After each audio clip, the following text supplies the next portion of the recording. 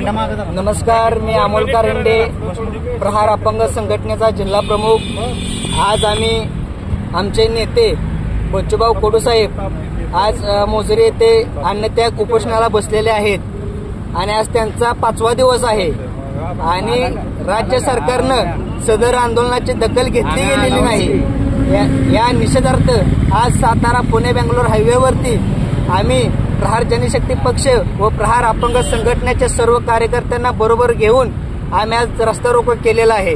आम्ही राज्य सरकारला या आंदोलनाच्या आव्हानातून विनंती करतो की आमचे नेते बच्चूभाऊ कडू आजचा त्यांचा 5वा दिवस आहे आणि ते महाराष्ट्र राज्याचे शेतकरी निराधार दिव्यांग बांधवांचे ते कैवारी आहेत। त्यांच्या जर शरीराला इजा झाली तर संपूर्ण महाराष्ट्र पेटल्याशिवाय राहणार नाही। जर तुम्हाला जर महाराष्ट्र पेटलेला पाहायचा असेल तर तुम्ही गांभीर्याने घेऊ नका।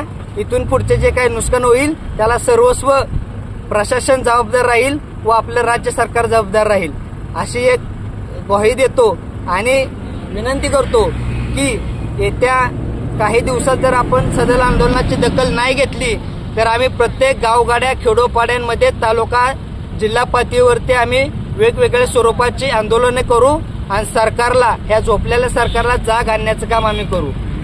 एवढंच बोलतो आणि थांबतो।